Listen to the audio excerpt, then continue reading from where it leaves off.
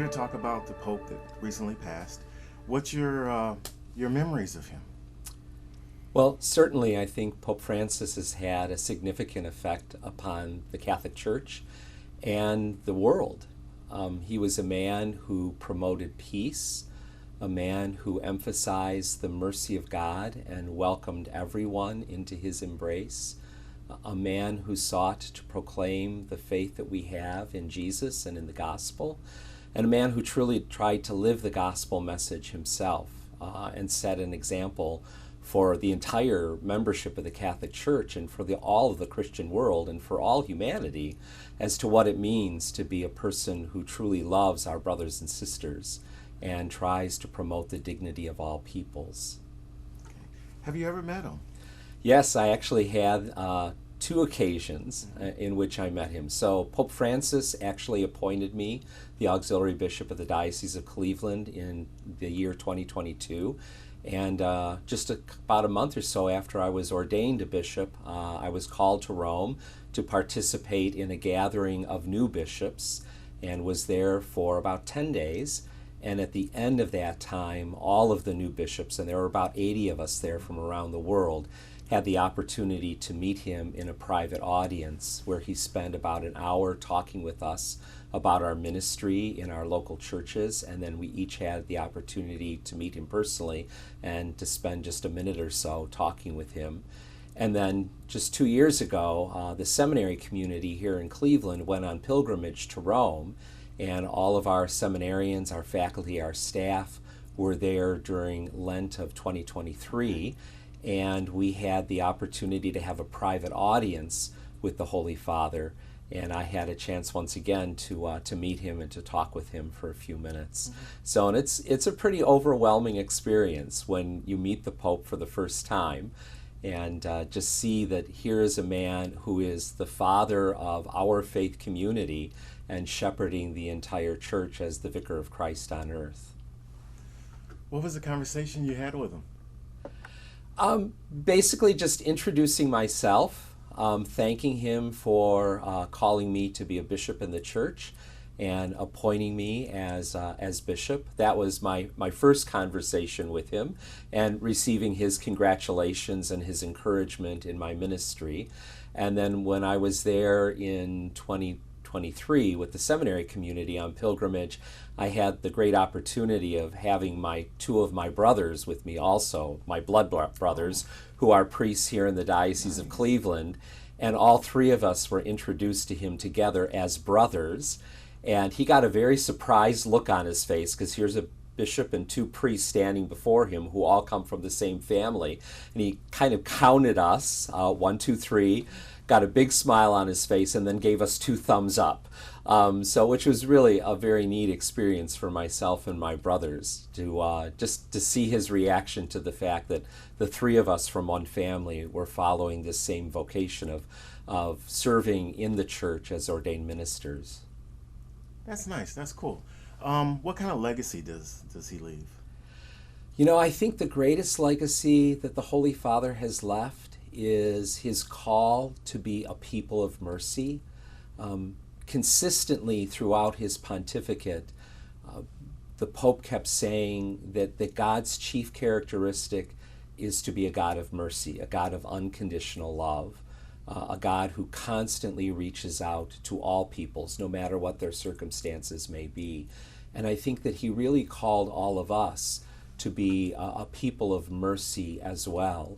And so to be individuals who live the gospel message with unconditional love and to reach out to all people, to try and understand where each individual person and community are coming from in our contemporary world with all of its challenges.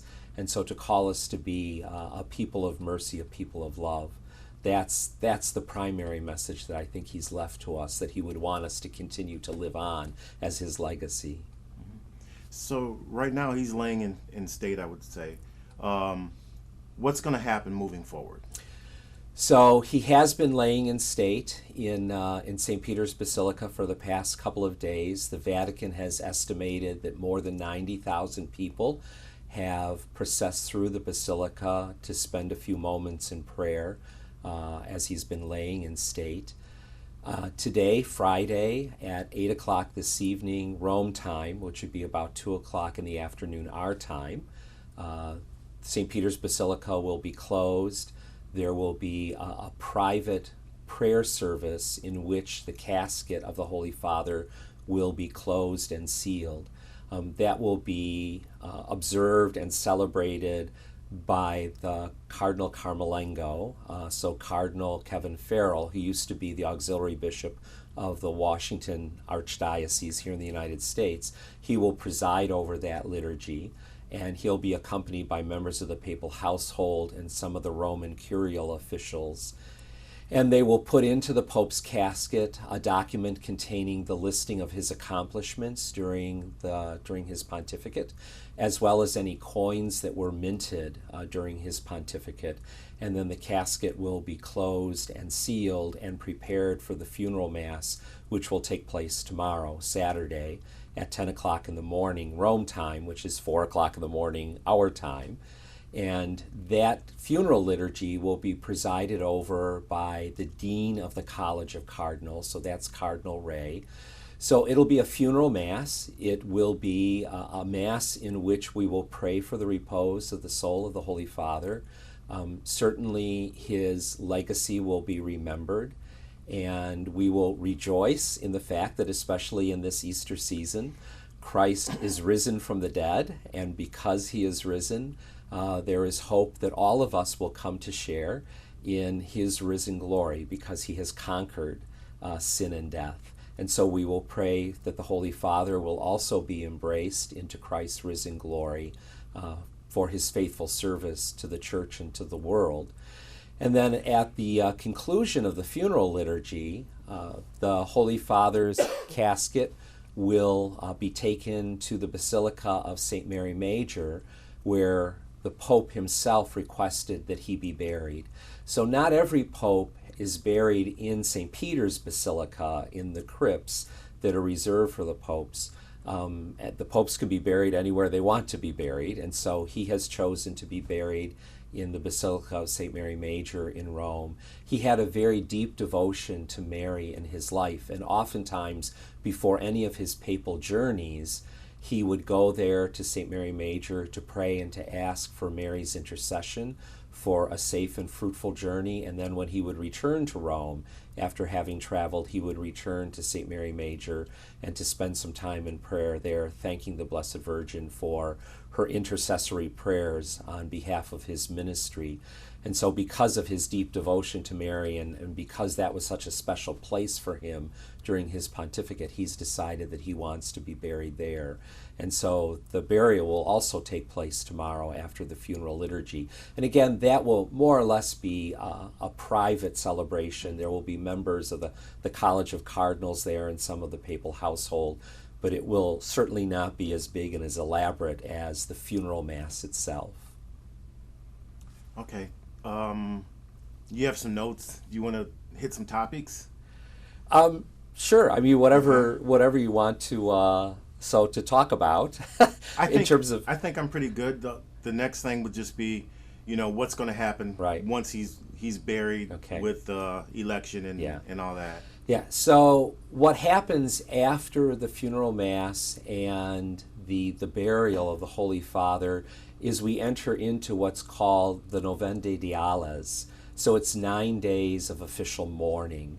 And during those 9 days, beginning with tomorrow's funeral mass, the Church in Rome and people from around the world, including the cardinals and the bishops who have gathered there for the funeral liturgies, will spend those days in prayer. So there will be 9 masses that will be offered, all of them at the Basilica of St. Peter's. On Sunday morning, the Mass will be at 10:30. Sunday is the second Sunday of the Easter season. It's Divine Mercy Sunday. So that Sunday morning Mass will be offered for the repose of the Holy Father. And then on the subsequent days, there will be a Mass in the evening that will be offered. And again, praying for the repose of the soul of the Holy Father. And each of those Masses invites a particular group of people to come to the Mass and to pray for the Holy Father. So sometimes it's the papal household, sometimes it's members of the Roman Curia.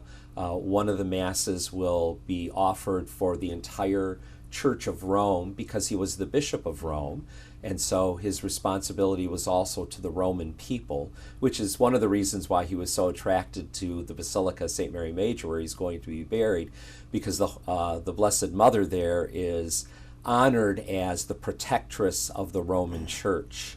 And so the people of Rome will be invited to one of those Masses. So for 9 days, we'll be praying for the repose of the soul of the Holy Father. And then after those 9 days, the conclave begins. In between, the cardinals who are in Rome will gather for what is called general congregations.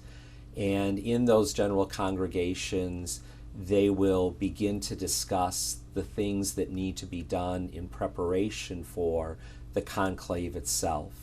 And they will have opportunities to meet with one another. 80% of the cardinals that are going to be eligible to vote for the new Holy Father have been appointed by Pope Francis.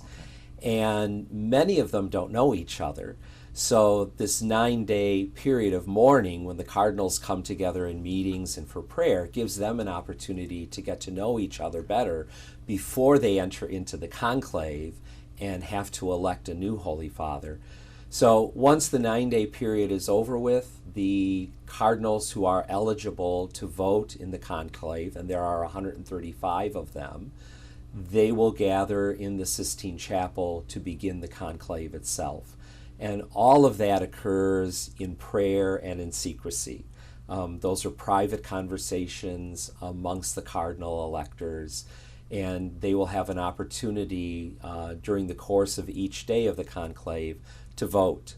And so once a 2/3 majority of the cardinals agree on who they believe the Holy Spirit is lifting up to be the next Holy Father, then the world will be notified by the white smoke coming forth from the chimney of the Sistine Chapel that a new pope has been elected. That's what everybody waits for, is the white smoke. It is. You know, and there's sometimes you get that black smoke. Yeah. And how's that feel? So, you know, what we're going to see, I think, during the period of the conclave is probably thousands of people who will gather in St. Peter's Basilica, in the plaza out in front of the Basilica, waiting for the white smoke to come out. They know that the cardinals will be voting in the morning and in the afternoon, so they have kind of a general sense of what time that voting may be taking place. And usually there is, you know, people that are there in the plaza and they're just waiting and praying and watching for the smoke to come out. When the black smoke comes out, there's disappointment, you know, but when the white smoke comes out and the bells at the Basilica begin to ring, then you see everyone in Rome beginning to congregate in that plaza, waiting for the cardinals to come out on the balcony of the papal palace and to announce the fact that we have a new pope, and to announce who he is and what name he has taken that's going to mark his pontificate.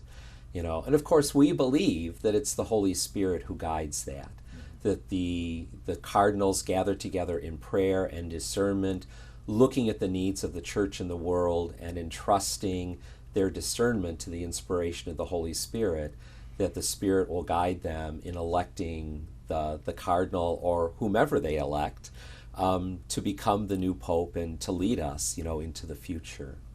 I don't know if you know this. How long will it take from the smoke till we see the new pope walk out? It takes a little bit of time, because what happens is once the new pope is elected, and they've determined that he's received the 2/3 majority vote of the cardinals that are available to elect him, those are burned, and then the Pope is escorted into a room off of the Sistine Chapel, and that room traditionally has been called the Room of Tears, because at that point you just sort of figure that the man who's been elected must be overwhelmed by the responsibility that he is now being given to lead the Catholic Church and to be a significant world figure. And so in that room, he is fitted with a white cassock, so there is somebody there to assist him to dress as the new Holy Father. And then once he has donned the white cassock, he goes back into the Sistine Chapel, and then each of the cardinal electors comes and greets him individually, and they commit themselves to following him as the Holy Father. So they pledge obedience and fealty to him, fidelity to him, as the new Holy Father whom they have elected. And then once the cardinals have had an opportunity, there's 135 of them, so that's going to take a little bit of time.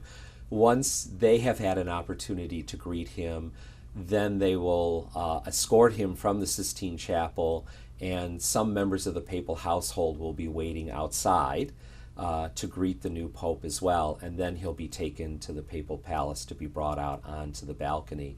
So that's going to take some time, probably maybe a couple of hours or whatever, from the time the white smoke comes out until we actually have the Pope appearing for the first time on the balcony to greet the world and the church and the city of Rome. So I heard somebody comes out and says, Habemus Papam, we have a Pope. So that's sort of the traditional Latin greeting. And that's done, I believe, by the Dean of the College of Cardinals. So the head of the college is the one who, I believe, announces who the new Holy Father is. And then he comes out and they announce which cardinal has been elected, and they announce the name that he has chosen for his pontificate. And then the new Holy Father has the opportunity to address the people who are gathered there in the plaza below him, and then also to be able to address the world via the news media that no doubt will be gathered there to see who it has been elected as well. When Pope Francis first came out on the balcony, it was nighttime, and his first words to the crowd were "Buonasera," good evening. He began a conversation with the crowd, which I think really marked his humility, his simplicity, his desire to be a pastor. And he asked the crowd to pray for him as he took on this new responsibility of being the Bishop of Rome, as well as the Supreme Pontiff of the Roman Catholic Church. So he asked for their prayers, he assured them of his prayers, assured the entire church of his prayers, and then he blessed the city and the world as his first act of being the new Holy Father. So we can assume that that's probably what's going to happen with the person who is elected as well, that something similar will occur on that balcony. Okay. Anything else you want to add? I don't think so. There are, amongst the cardinal electors, there are 10 cardinals from the United States that are going to be a part of the conclave. So it'll be interesting to see them going into the conclave. Certainly they're going to be present for the Holy Father's funeral and for this time of mourning. So we will probably see them in the news media before the conclave. And then certainly after the conclave, there will probably be some reaction from them. Although everything that happens in the conclave is done in secret, the cardinals are asked to take an oath of secrecy. So what actually transpires in the conclave is not supposed to be revealed to the public. But I'm sure that the cardinals from the United States who are going to be there will probably have, some kind of reaction and an encouraging word for the church here in the United States to support the new Holy Father as he begins his ministry to the church and to the world. Okay. How many rounds of voting do you think it's going to take before we have a pope? That's really hard to say. It has to happen within 13 days. So, and that's a part of the rules of the conclave. So there are a couple of votes that are taken every day in the morning and the afternoon. If a new pope is not elected within the first couple of days, the cardinals suspend the voting and they take a day in prayer just to continue to seek the guidance of the Holy Spirit. And if they need to do that a couple of times during the course of 13 days, they will do that. But at the end of 13 days, what ends up happening is if nobody receives a 2/3 majority, then they look at the top two candidates for becoming Holy Father, those who've received the most votes, and they essentially ask the cardinals to vote for their top choice, and whoever gets the majority of votes then becomes the new pope. I don't think it's going to take 13 days. It has not taken that long in a very long time in the Church's history. Usually it may take a day or two. And it's kind of hard to say, especially with so many of the cardinals right now not knowing each other very well.